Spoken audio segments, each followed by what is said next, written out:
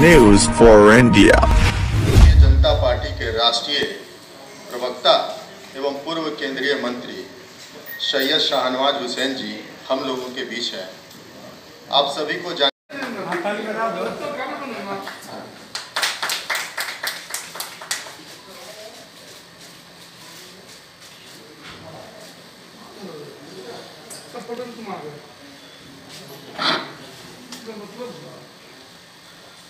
अब मैं आग्रह करता हूं अपने राष्ट्रीय प्रवक्ता सैयद शाहनवाज हुसैन जी से कि आप सभी को संबोधित करें और अपने बीच इनके साथ प्रेस कॉन्फ्रेंस में पार्टी के वरिष्ठ प्रवक्ता बिहार प्रदेश के श्री प्रेम रंजन पटेल जी हैं, जो सूर्यगढ़ा के पूर्व एमएलए भी हैं।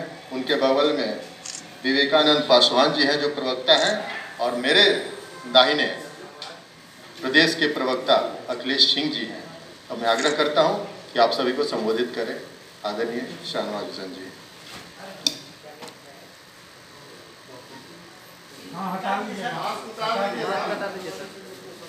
अच्छा लगता है।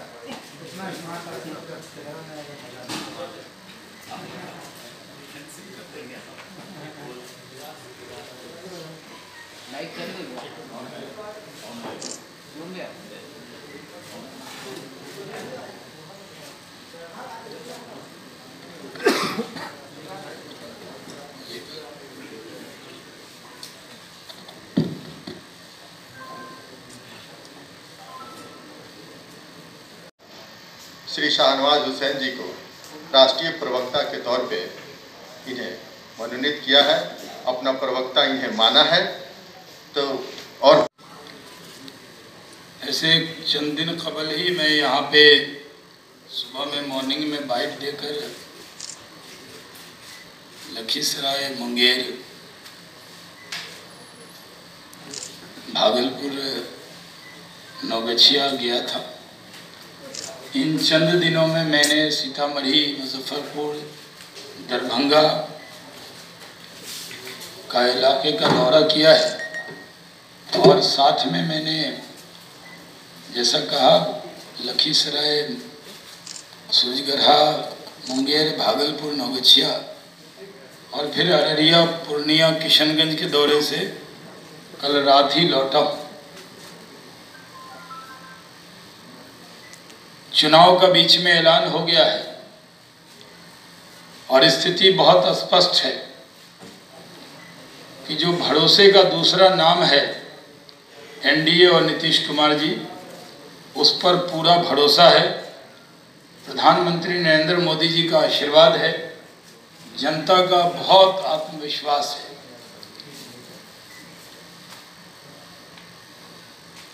पहले शहर में जब हम लोग जाते थे तो हर ज़बान पे मोदी जी का, एनडीए का, नीतीश कुमार जी का नाम होता था।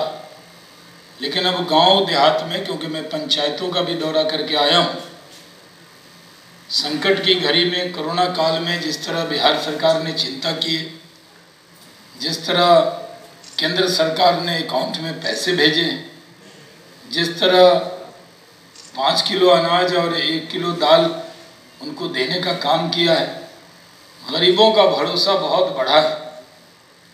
उनको लगता है कि हमारी चिंता करने वाला कोई व्यक्ति है। और क्योंकि चुनाव का ऐलान हो गया, हम आगामी विधानसभा चुनाव अपने गठबंधन के साथियों के साथ लड़ेंगे। लोकसभा के चुनाव में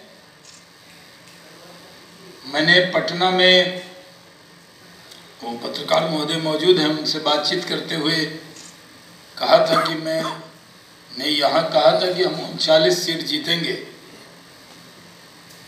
तो वो भी मुस्कुराए थे। लेकिन रिजल्ट ऐसा ही आया और लोकसभा के चुनाव के वक्त में महागठबंधन बहुत बड़ी बड़ी डींग हाँक रहा था कि हम मिल गए हैं, इनको जोड़ा, इनको जोड़ा। लेकिन जब रिजल्ट आया तो बिहार में किशनगंज को छोड़कर हम 39 सीट जीतने में कामयाब हुए। उसके बाद बिहार में हम जिस तरह के चुनाव से अब मजबूत हुआ है और महागठबंधन में महाफूट है।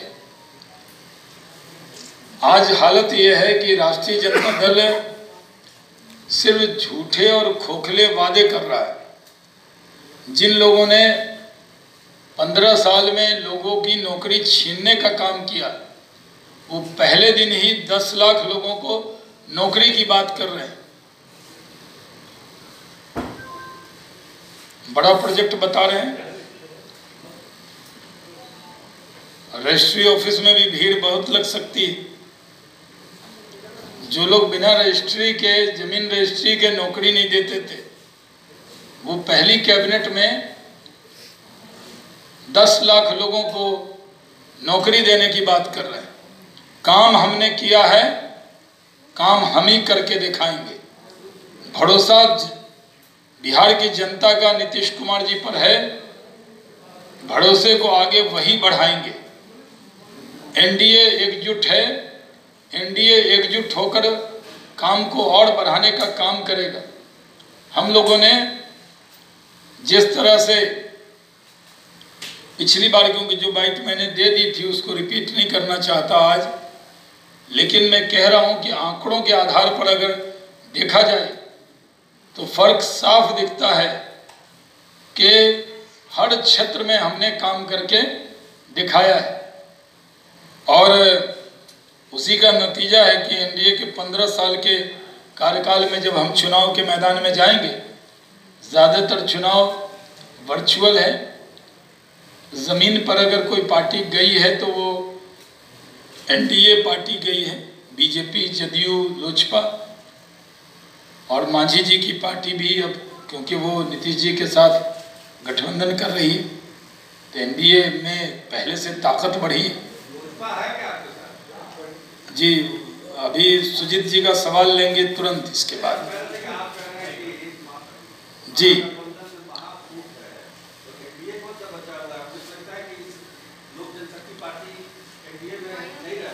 जी, मैं जवाब दे रहा हूँ इसका। थोड़ा ओपनिंग रिमार्क पूरा कर लेता हूँ। इस तरह एनडीए में 15 साल के कार्यकाल में हमने शिक्षकों की भर्ती की है। 15 साल में मैं कह सकता हूँ कि एम्स, 2 एम्स हो गए। एक तो यहाँ है और बहुत काम आया बिहार वासियों के वो एम्स।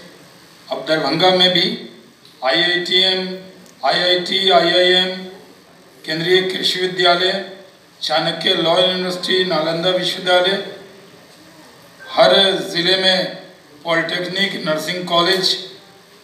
लेकिन अगर उसकी तुलना करेंगे, लेकिन राजद तुलना करने को तैयार नहीं, वो तस्वीर भी हटा देना चाहता है। अगर तेजस्वी यादव जी का बस चले तो लालू जी की तस्वीर नहीं, वो लांटेन भी हटा दे। मैं एक टीवी चैनल पर डिबेट कर रहा था तो मैंने कहा कि हम लोग बोरा बिछा के लालटेन की रोशनी में पढ़ें। इसका मतलब ये नहीं था कि उस वक्त लालू जी का हुकूमत था, लेकिन लालटेन में पढ़ना पड़ता था। आज के बच्चों को कहीं लालटेन में पढ़ने की जरूरत नहीं है। बिजली गांव-गांव तक है, सड़क की पहुंच है। बिहार में जितना काम हुआ है, हम पार्टी रजिस्टर्ड कराना बहुत आसान काम है और दावा करना भी बहुत आसान काम है। तो अलग अलग पार्टियां, जितनी पार्टियां लड़े हैं, जितने लोग राजनीति में आए, अच्छी बात है। हम अपनी तैयारी करते हैं। कुछ लोग अपनी पार्टी बनाने के लिए चुनाव लड़ रहे हैं, कुछ लोग सिर्फ लड़ने के लिए लड़ रहे हैं। हम नीतीश कुमार जी के नेतृत्व में सरकार बनाने के लिए लड़ रहे हैं। तो कुछ लोग विपक्ष की जिम्मेदारी के लिए मैदान में, उनका आपस में मुकाबला है। जैसे लोकसभा के चुनाव में 39 हम जीते और 1 किशनगंज वो जीते। इसमें भी कोई 2 जीतेगा, कोई 4 जीतेगा, कोई नहीं भी जीतेगा। लेकिन लड़ने का अधिकार लोकतंत्र में सबको है और उनको शुभकामना है, लड़े। और लड़ाई सौहार्दपूर्ण तरीके से होगी। भारतीय जनता पार्टी सौहार्द में यकीन रखती है। हम पॉलिटिकल लड़ाई को कहीं से भी निजी लड़ाई नहीं मानते।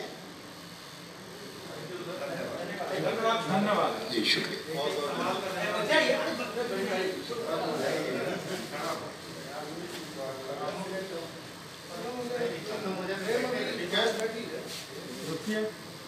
अच्छा, ये आप हैं उसी में।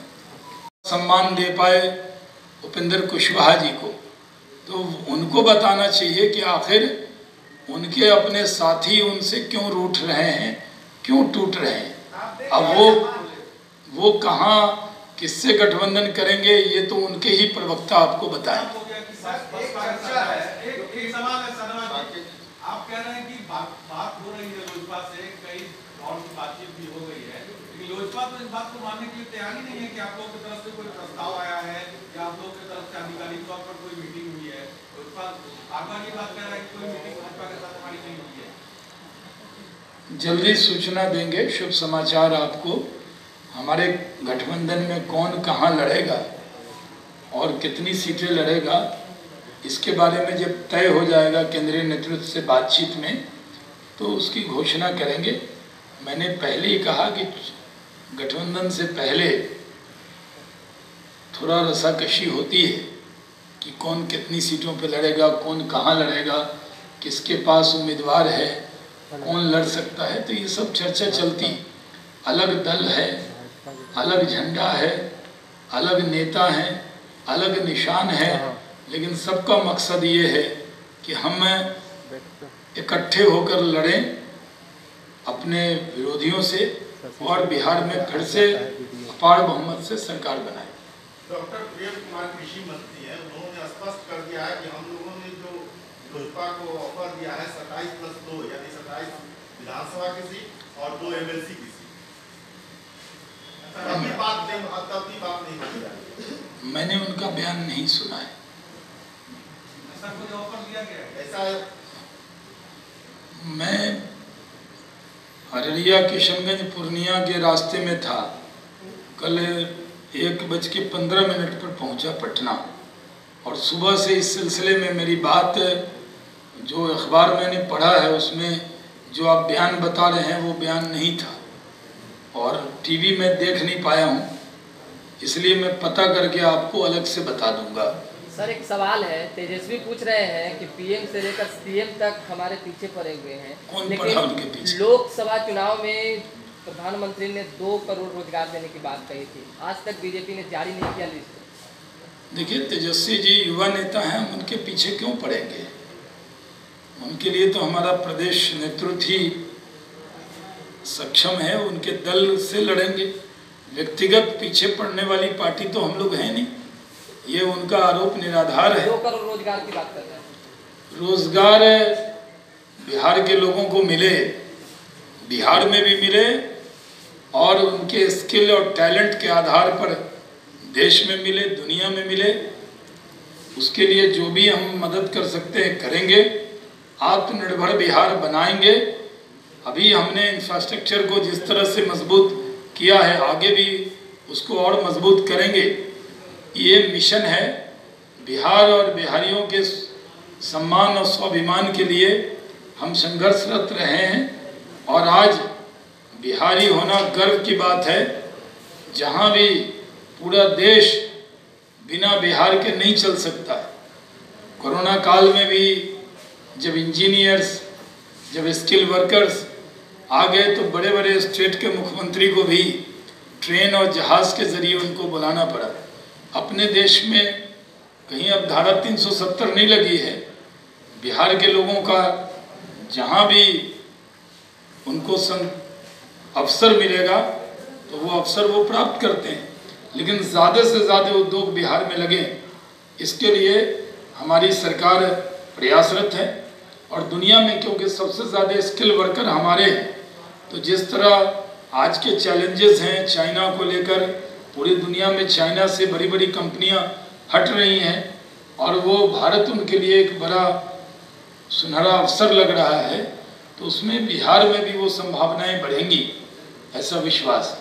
सर, एक सवाल अमूमन Bharatiya Janata party front foot पर रहती थी, बड़ा नेता शामिल हुआ, सब कुछ जेडीयू ले गई, चाहे वो 5 MLA 7 MLA हो, MLC हो, गुप्तेश्वर पांडे हो, बीजेपी में कोई शामिल ही नहीं हुआ। इस बार क्यों आप लोग बैकफुट पर नजर आ रहे हैं? हमारे यहाँ तो आप भी मिस कॉल दे देंगे तो हम शामिल मान लेंगे, और हमारे यहाँ दरवाजे खुले रहते हैं।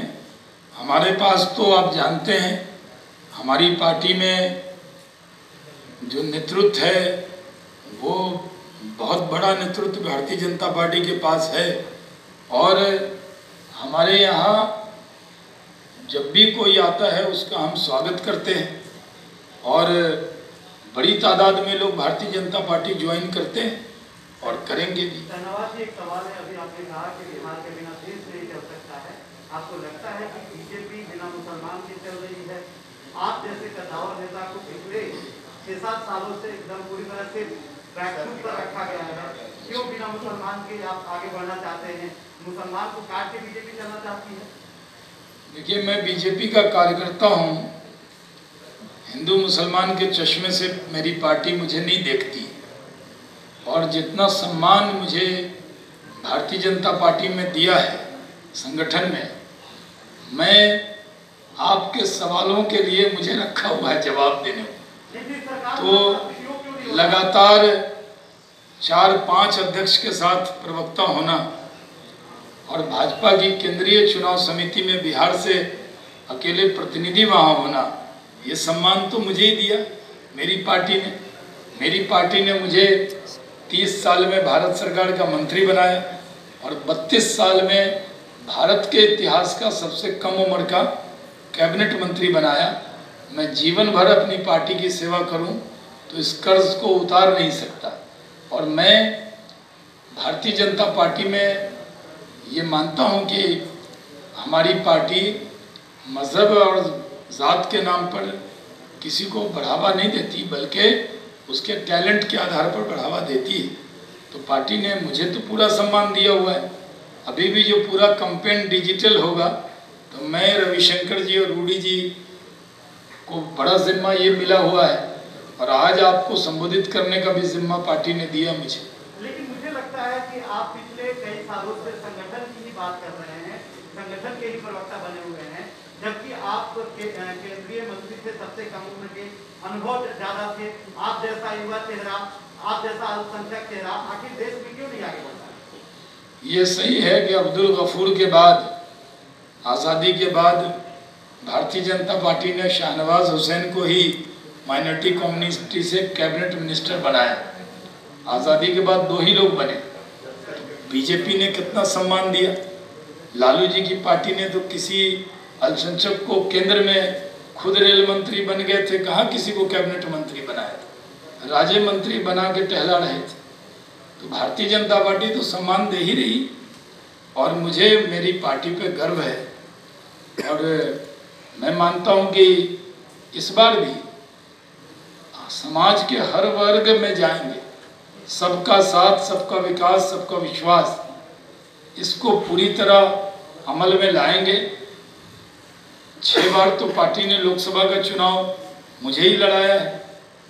इस बार गठबंधन धर्म हम लोगों ने निभाया है, तो विधानसभा में भी अगर अच्छे उम्मीदवार मिलेंगे, चाहे वो किसी समाज के हों, उनको ज़रूर लड़ाएंगे। उसमें अल्पसंख्यक भी हो सकते हैं, पिछली बार भी हम लोगों ने लड़ाया था।